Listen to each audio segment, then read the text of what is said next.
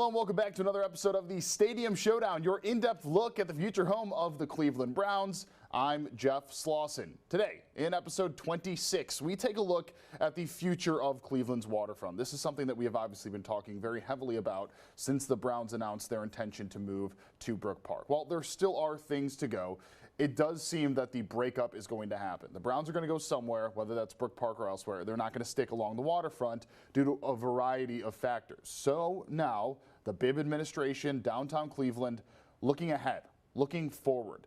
A stadium has been a main point of the waterfront for the better part of the last couple of decades, especially since the Browns moved back downtown in the 90s.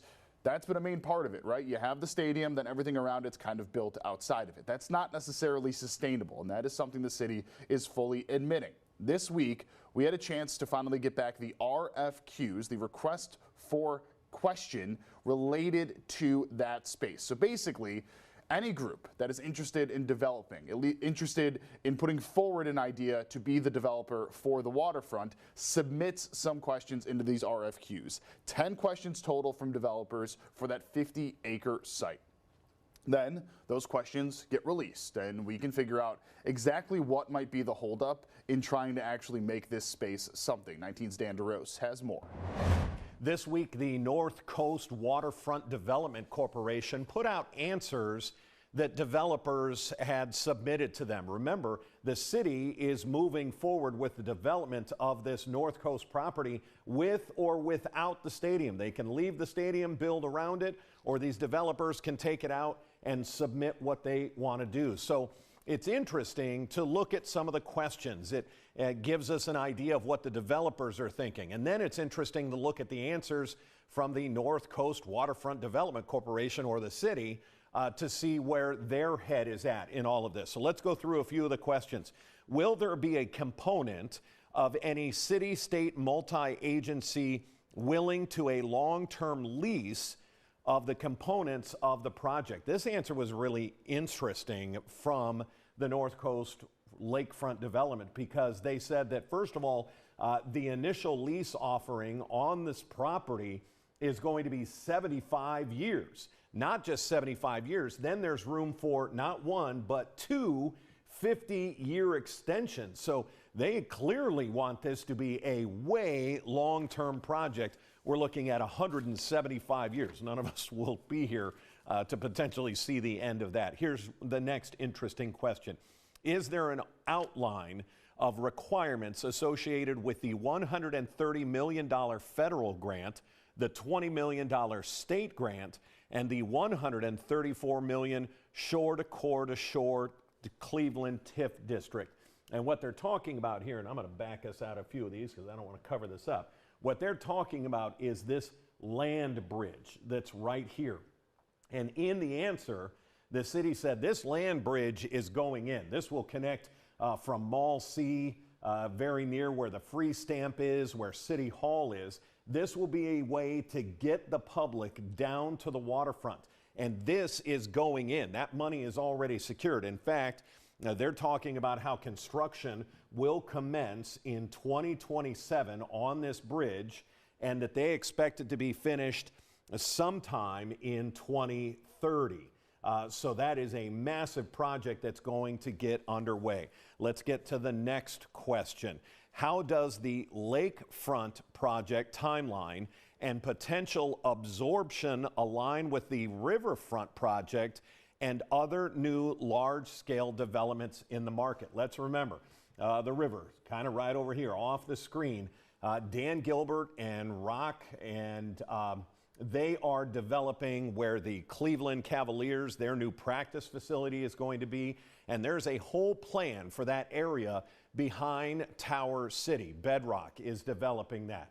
There is a whole plan for that. So the question is, hey, can downtown handle this massive development and all of the development that's going over on the river? And their answer is yes, they believe that this can all happen, because the plans for the riverfront are a 10-year plan. Not everything is being rolled out at the same time, and that's sort of the time frame that they have for this property, that this is a decades-long project. But They said they want to get started on this, and they want to get started very soon. Again, just some insight into where the current stadium is, whether it gets to remain in a developer's project or whether that developer says, let's take it out and start fresh, remains to be seen.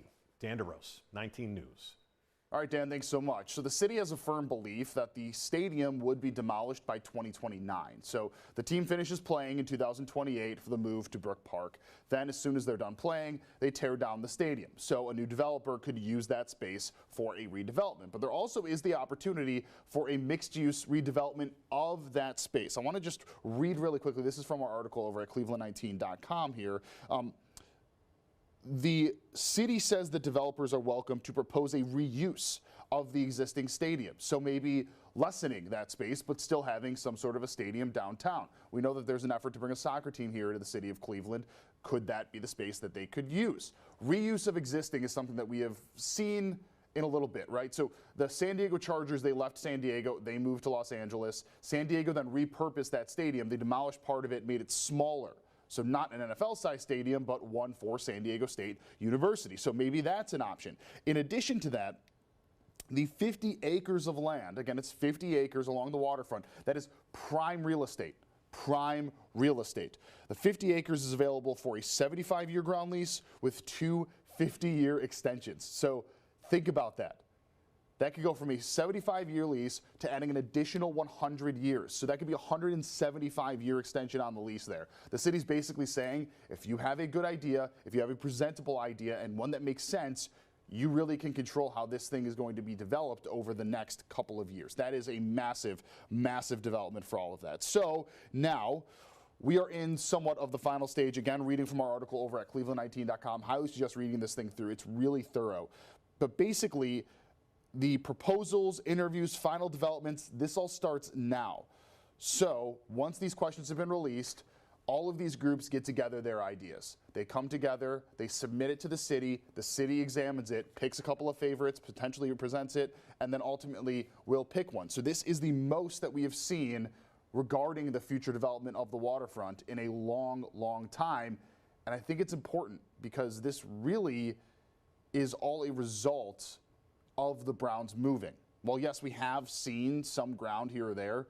This really is starting to make massive strides because the Browns are leaving. Last thing I want to hit on here, the Browns have said that they would pay for portions of the demolition of the stadium and also have said that they will provide funding to help with the redevelopment of downtown and of the waterfront. Yet to be seen if that is something the city will take. All right, and coming up after a quick break, the Denver Broncos announcing their plans for a new stadium. So how much will the public be spending on it? It's a question that I'll answer after a short break.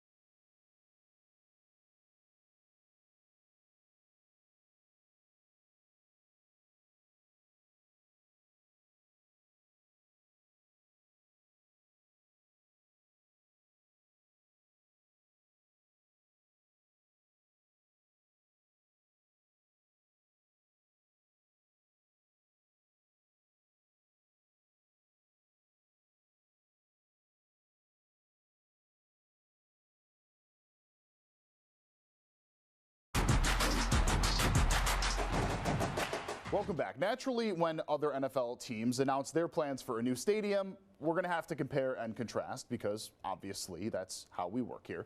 So when we looked at the Denver Broncos announcement that they would be building a new stadium very close to their old stadium, had to see exactly how that's going to compare. So first, I want to play for you what the governor of Colorado said about this. You know how Governor Mike DeWine has been very much so a proponent of the Browns' new stadium, but not everybody's been pleased. It seems that the announcement of the stadium with the discussions from the governor kind of went hand in hand. So again, going to play for you right now what the governor had to say about this, and then we'll examine what he said after. Well, when I first met with the Penner Walton ownership group that bought the Broncos, one of the things that they brought up is that they were going to have to move to a new stadium sometime in the next decade. They also at that meeting told me that they were not going to look for the taxpayers to fund a stadium, which I was very relieved. I think that was the right decision. It's going to be a great upgrade to the fan experience for people who are coming up to Broncos games from Colorado Springs and Pueblo. It should be easier to get to, access, and it's going to have a retractable dome to allow for concerts and events year round. So we really support, of course, keeping the Broncos in Colorado first and foremost, and making sure that we have the stadium we need for them to compete as a championship team for 30, 40 years to come. Really should be a major improvement to the fan experience, should be easier to get to, access, and it's going to have a retractable dome to allow for concerts and events year round. It also makes us eligible to host a Super Bowl, which we hope to at some point in the next decade. Yeah, so you heard what he said there as far as how much the public is going to be contributing. Now, previously, the existing Broncos Stadium, which was built in the 2000s, took about $500 million from the public using a 0.1% sales tax increase. That is not the case here. The Walton family, if that sounds familiar, Walmart, they are going to be paying for it in its entirety. Now, we do not know exactly how much that is going to be. However, previous comps that we have from other stadiums range between $1.2 and $2.4 billion total for the project. So why am I bringing up all of this information here? Well, I did the research. This is where it becomes very different of a situation, the Broncos compared to the Browns, and this is where it's a very different evaluation of what wealth truly is. So just for a comparison reason, the Browns ownership, Jimmy Haslam, he's the 10th richest owner in the NFL. He is currently worth $8.5 billion. The Walton family, which owned the Denver Broncos, purchased them a couple of years ago. They are worth $113.2 billion. They are the #1 richest family in all of the NFL. So the comparison, I understand it's billions to billions, but 8.5 billion to 113.2 billion is a massive difference. If the Haslams were to pay for the entire facility themselves, that $2.4 billion, that would be a quarter of their net worth. Obviously, it's, again, I understand, I'm just pointing out the data. As far as the Waltons go, $113 billion, they could pay for a $3 billion stadium if it's that much, and yeah, they'd still be worth $110 billion. So for them, potentially an easier decision. And again, I understand billionaires not paying for their stadium. I get the frustration. I'm just comparing the situations as to potentially why we did not see the Haslams pay for it in their entirety, especially when the ownership is 13 times more. As far as the specifics on that Denver Broncos stadium, retractable dome is the plan, so it can open and close depending on the Denver weather. 2031 is when they would open it. What's insane about that is think about how far we are into the Browns process. The Browns are trying to open this by 2029. The thing is, the holdup has been the funding for so long, and there still is legal holdup on the funding. We'll get to that in the next block. So it's somewhat up in the air. The Walton family, if they pay for it by themselves, all they have to do is shell out the cash. Obviously permitting and everything, but that 2031 deadline looks a lot more likely than the 2029 deadline for the Browns. There would be no new taxes to pay for the stadium. It would be a 4 million square feet site that would then be used as a mixed-use facility, similar to what the Browns are doing. The team is also currently building a $175 million training facility. So this really is a difference between politics as far as how things are being handled. Colorado's going to be pumped about this. They're going to be exactly where they want to be. They're not paying any new taxes. The money for this is not coming from anywhere, and the Broncos are staying in Colorado. Drastically different than the Ohio situation. Also, you have to remember, that's Colorado's only professional football team. That's their only NFL team. Ohio has 2. So it's a little bit easier for them to say, let's put the priority in keeping the Broncos, knowing that they don't have to worry about any other area, wondering when their payout is going to be coming. So it's a different situation, but I still think it's important to break down exactly where the Broncos are and why this situation is vastly different than what we are dealing with here in the city of Cleveland. Now, I mentioned the funding issues, right? I mentioned the lawsuits playing a part in that. So now I think is a really good time for us to speak to our legal analyst, Alyssa Belli. She will be coming up after the break. But first, you got any questions that you would like to ask us here at the Stadium Showdown or any comments? Go ahead and scan the QR code on your screen right now. Love to hear from everybody. I try and respond to everything. So if you do not hear from me, just send another line. Love the back and forth. Love to explain where we are. I got a lot of comments from last week's episode. I thought the research was really great on that. So yeah, any comments that you have, any questions you have, go ahead, reach out to us at that QR code. We will see everybody after a short break.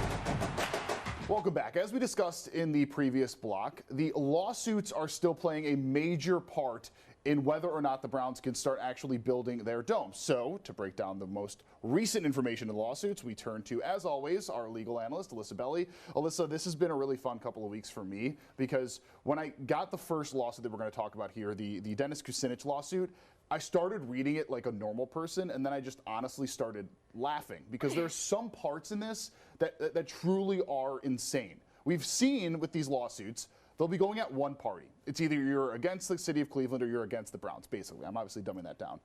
In this, Kucinich is going at everybody, right? That's right, and I'm sure you read all 650 Oh, pages you know of the me. lawsuit. I love a 600-page document. I think yeah. you probably read it multiple times. I think I said to you literally in the newsroom, not reading all of that. I read very briefly parts of it, but I'm not wrong here, right? I mean, he's going at everybody. No. So, former mayor of Cleveland and author of the original Modell Law, Dennis Kucinich, has officially entered the legal fight. And as you would suspect, he's suing the Haslams, he's suing the Browns. He's saying, as we've heard before, that the Browns are violating the lease, they're violating the Modell Law, and that they didn't make a good faith effort to sell the team. Here's the part that we didn't see coming. He's also suing the city of Cleveland. He said, quote, that the city has only given lip service to the Modell Law, and that any planning that they're doing to redevelop the lakefront actually gives the impression that they're already accepting that the stadium is no longer going to be on the lakefront. Right, so his accusation is they were just trying to follow the Modell Law by saying they're going to do it, but not actually following through. And he's also saying that they're not following what he wrote. I think that's important, right? He wrote, like he's the author of that law. That's his baby. That's right. So he's saying that he understands it more than anybody, and they're not agreeing with it, or at least they're just trying to pretend that they're agreeing with it. He's saying that attorneys for the city are failing to do their due diligence with respect to what they're obligated to do with the law. He also goes on to say that he would like to be the person who gets to oversee this process. Now, this is all really also bizarre because it's not even clear that Dennis Kucinich has standing to file this lawsuit. He says he's filing it on behalf of Cleveland taxpayers, which is fine, but it's going to be for the judge to decide if this case can even move forward in its most immediate steps. Yeah, I think that's where a lot of the confusion came from. Like, what does he have the right to say all of these things, and what does he have the right to go back on them? And part of his argument, at least as far as the Browns' perspective, is he says that they need to put the team up for sale. But as you and I have talked about multiple times, that is probably the most gray part of this, right? Like, what determines actually putting it up for sale? Does that mean that they can turn down any offer? I mean, it says nowhere in the law that they need to put actual offers on the table. That's right. We've explored at length the vagueness of the law, and there's actually no real protocol for what putting the team up for sale would look like and what they actually have to do with offers. All right, so now let's move on to the federal lawsuit, then we'll go to the county lawsuit. Yeah, what do we got left, or at least what's new for that federal one? All right, so the federal case was the first lawsuit in this saga, right? And the Browns filed to enforce the Modell Law. That's before the Modell Law was rewritten. Fast forward, we've got an amended Modell Law that only restricts teams from trying to move out of state. And in a filing late last week, Attorney General Yost, in a pretty shocking blow to the city of Cleveland, said, hey guys, the new Modell Law is the good law. It's retroactive, so it applies to any planning that's already taken place, and there's really no debate here. The Browns should move forward. That goes with what we were saying. Right. You know, I mean, like, and this is also a debate. I was actually talking to our news director here at 19 News about this. You know, the Modell Law has changed. Now we're having Dave Yost say the Modell Law has changed. Right. Do you feel like this is going to become the pattern? I absolutely do. And, you know, this is undermining the city's lawsuit in county court is premised on the Modell Law and that the Browns are in violation of it. And now you've got even the state of Ohio saying, hey guys, no, the new law is the good law. So, before we get to the last part here, hypothetically, if it is determined that the new Modell Law is the Modell Law, there's 3 lawsuits that are thrown out, right?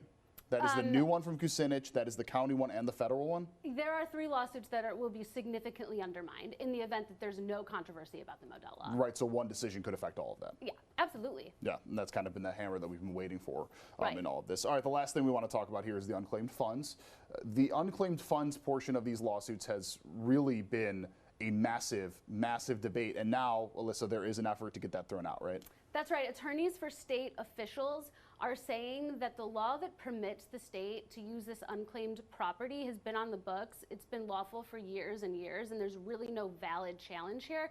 And they're also trying to challenge this idea that it's a class action because they're saying that one remedy is not appropriate for all these people filing this lawsuit. We've seen many people saying they either don't care or do care, but then we've seen these lawyers say that it's on behalf of the people of Ohio, or That's at least, right. you know, where does that play in this lawsuit on the behalf of versus actually who cares? Well, here's what I think we're missing. You know, you have the people of Ohio have until 2036 to claim that property, to claim that money. And there's a website by which you can file a claim, right? So they're saying there's really no harm or injury here yet. Why don't you just go claim what's yours? I recently covered there's a new portal for businesses to make it easier. I think it is slightly ironic that the city is, or the state, excuse me, is now making it easier, saying, hey, we want to give you every opportunity Go to get this. your money. Right, yeah, I mean, that clearly came out of nowhere here. Alyssa, yeah, is there anything else that we didn't touch on? Anything within these lawsuits that we should be touching on here? Yeah, I think briefly we should touch on the county case. So in that case, that's where the city is saying that the Browns are violating the lease and the Modell Law, right? And they filed motions for summary judgment, which are asking the judge to take the issues away from a jury and just make decisions. So in a pretty bombshell filing last week, the Browns said this is preposterous, that they shouldn't, they say nowhere in the lease does it indicate that they can't plan ahead after this 30 years. They say, we're not hostage past the 30-year point. We should be able to think about where our stadium is going to be next. And they say they're being ambushed. They said no discovery has taken place in the county case. They haven't received any documents or evidence that they need, and it would be really inappropriate for the judge to rule at this stage. Yeah, there's the argument of we can abide by our lease, but also look at the future. Right. Right, because I can't remember which filing it was, but essentially they said if we went the way that the city wants us to go, it would be an eternal lease. Exactly. Right? Right. Right, and that's what they're calling preposterous in the filing. And it's also notable that in the actual lawsuit that the city filed, they don't cite that language of the lease. They spend most of their time on the Modell law. So now the Browns are saying, wait a second, these are arguments that you didn't even put in your lawsuit. Alyssa, the last thing that I have for you here is just quickly timeline based. Sure. We've talked about this a lot. These things need to be figured out. The Browns want to start construction 2026. We now have another lawsuit that's been popping up here. Yes. Just from a strictly legal perspective, if you were to give us from, let's say, an A to Z, right? So A being right at the beginning, Z, like where are we? Are we in the middle of the alphabet as far as trying to figure this out? Like, how long do we still have to go in some of these lawsuits? In the county case, if they haven't exchanged discovery, we're very near the beginning. In the Kucinich case, we're going to see motions to dismiss in days, in weeks. They're not even going to entertain letting that sit. In the federal case, they met before the judge this week, so we're waiting to see what happened there. And in the unclaimed fund case, it's still really early on. There's not much that has happened that's significant enough to give us an idea what the delay could be if there is one. Absolutely wild. Yes. Alyssa Belli, as always, thank you so much for your time. Thank you so much. And of course, if you want to watch any of our previous coverage of the Stadium Showdown, go ahead, scan the QR code on your screen right now. Every single episode, every single article available at that link there. And that is it for the latest episode of the Stadium Showdown. Thank you so much for watching. We have a couple of things to watch out for over the next couple of weeks. The RFQs, what's going on with that? We got to hear from Brook Park. Also, the idea was that over the next couple of weeks and months, we could start to see the dirt moving. If we see that, of course, we will let you know as soon as possible. For now, I'm Jeff Slauson with 19 News. Thanks for watching. We will see everybody next week.